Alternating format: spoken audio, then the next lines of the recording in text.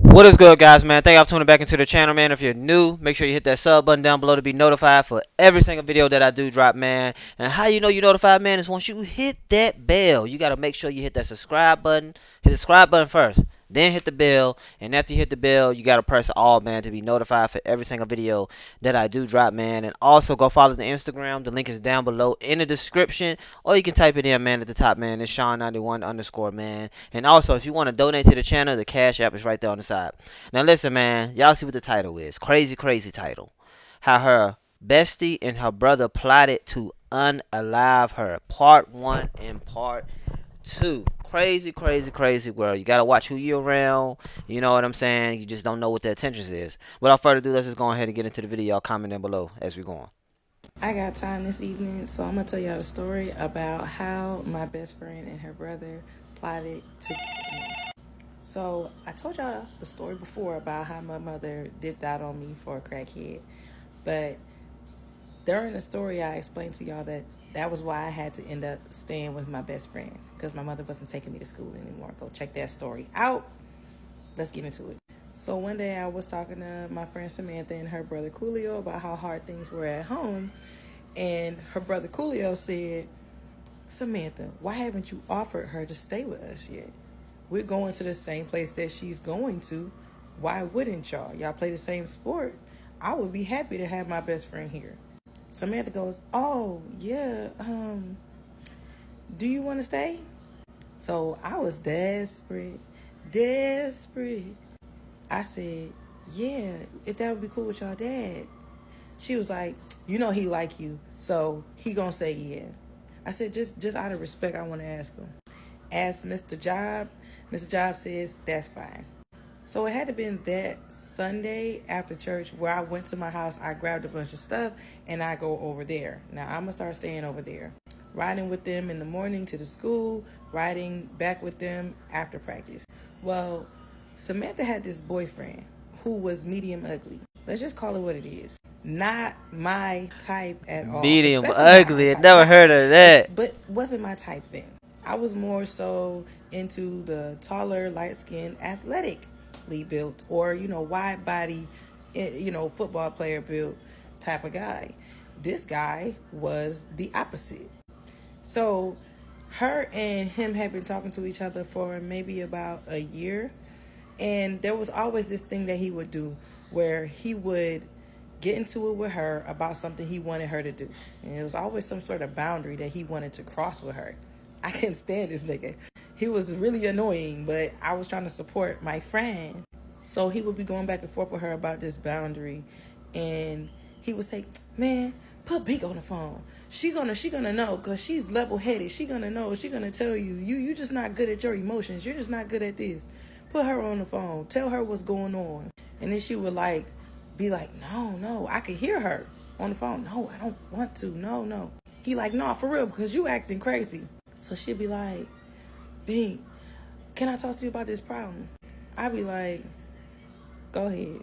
So it'll be something stupid like he wants her to come over to meet his mom, his grandma, his uncle, his cousin, his brother, his sister, and his other sister. And he got 5 sisters. And he want her to learn how to double dutch tonight.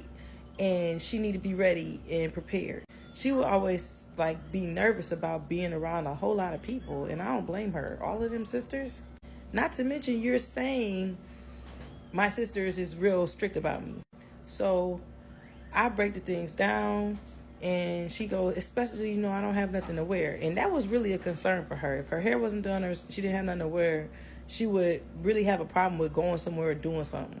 So I'm explaining to him her end, and I'm talking to her about what it is that he's feeling, just trying to help my friend. So there was this ant smashing game on the iPods. I don't know if y'all remember iPods, but you used to have to put in a Google account, an email account, and a password. You had I think it was Apple ID or something, in order to download and play these games.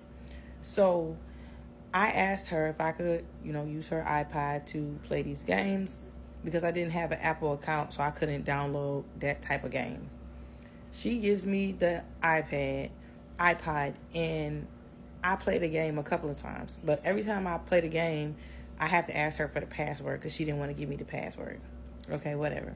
So I stopped asking. After a while, I just kind of hung on to it. I didn't give it back to her. I just like waited on good times to ask her if I could have a passport or whatever, because she was acting all pissy whenever I would ask her. It was just another thing she would do to make me uncomfortable is she would open the window in the middle of the night, and it was like December. Yeah, she would be up underneath the covers, and all I had was a sheet and a pillow on the ground, and I would be freezing. One day, I woke up the next morning with a sore throat. I could catch a sore throat like that. So I was definitely a little bit upset about, having the little sinus situation and everything going on. I asked her why she opened the window. She said she was burning up. So another thing she would do was complain about how much food I was eating. Now, her father would buy all the food. He would buy food with the expectation for it to be eaten. Like, that's the type of dad he was. And he would buy tissue with the expectation for it to be used. If you run out of tissue, you need to tell me right now so I can get it. Don't tell me as soon as it run out. Tell me like before it runs out, in fact, so I can get something for y'all's behinds. My mom was not like that. My dad was not like that. They were very different. I was just impressed by him. One time I was hungry because, like I said, she would complain about how much I ate, so I would try not to eat as much. Now, she would not eat as much. I feel like it was something about like body, insecurities and stuff. She would like eat and then feel like it was the most positive thing for her to leave food behind. Like, she used to celebrate that. Now that I think about that as an older person, like, yeah, that was an issue with her body confidence. And she was like, I don't even eat as much as you do. Now, I am stacked. Sorry, like, I'm just stacked. That's how I was born. That's how I grew up. My body is just muscular. Like, I need food. Like, my metabolism will eat me alive if I don't eat for 2 hours at a time. So at that time, especially, I was active in sports, so I was really hungry. One morning, I was standing in the kitchen, and her dad came in, and he was like, what are you doing? And I was like, oh, nothing, Miss Job. I was just getting ready to get my stuff and go to the car or whatever. He like, you hungry? Like, you want to get some snacks out of the cabinet? Get some snacks out the cabinet. So I grabbed like one thing, and then he's like, I seen you eating that biscotti. Didn't you like that biscotti? And I was like, yeah, but Samantha said y'all was running out. He like, so I could buy some more. He said, I buy food with the expectation that it's going to get ate up. Eat that food up before it go bad. I was like, okay. He's like, don't listen to her. But I real life was feeling like, she was like the ambassador of the whole thing. Obviously, he was in more control. So back to the iPod. Like I said, I just hung on to it. Like, I would just leave it in the area where I would sleep at. I had all my stuff like stacked on one side of the wall, like really trying to be really small while I was staying there. And it would always be neat and folded, organized and stuff like that. And I didn't unpack a bunch of stuff. Like, I wasn't straying my stuff around the house, leaving my shoes around and everything, just the ones at the front door. Like, I really wasn't trying to take up a whole bunch of space while I was there. So I would leave the iPad just right there by the mirror where I would be sleeping in my spot. One morning, she came in my class and said, don't think I didn't notice that you've been signing into that ant smashing game. Whenever you get a record, you put your name as Binky Brown. So Binky being my first name, right? Let's just assume it's my first name. Brown being her boyfriend's last name. I said, I haven't even gotten to play the game enough to get a record, right? Because you don't give me the password for it. No, you're lying. I came here to confront you. Don't lie. I said, for real. Now it's tears in my eyes because I'm like, you don't believe me that I wouldn't just be like obsessing over your boyfriend? Like, is that what you're trying to say? At first I started to laugh and then I started to cry because I'm like, wow, what type of friend do you really think I am? Have I not shown you anything positive? So this boyfriend was in college at the time where we were seniors that year. And he was a freshman, we was seniors. What he would do was come from college on his little breaks and he would sneak into the back door or her back window and he would stay there on the weekends and on his breaks in her room because her father was so respectful of her boundaries as the only girl in the house that he didn't want to just be walking in her room, busting in her room, looking around and stuff. So she never had to worry about him going in her room and finding his boyfriend. So me coming to the house, posed a problem because her dad would want to come to the door and talk more often than he usually did because he really liked me.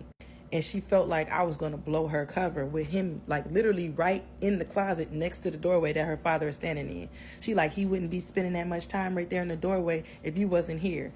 I'm like, what do you want me to do? So I would try to keep it short with him, but not be rude with him because I don't want her to be upset. So part two, if I get 50 likes, I'll put up part two. If I Okay, so I definitely thought this was part two. This was only part one, so we definitely gonna upload part two today. Also, once I find that video, man, y'all comment down below exactly what y'all think about this crazy video, this crazy testimony. But stay tuned for part two. You know what I'm saying? But at the end of my videos, I'll say stay inspired, stay motivated, stay grinding. To the next video, I'm out of here. Peace.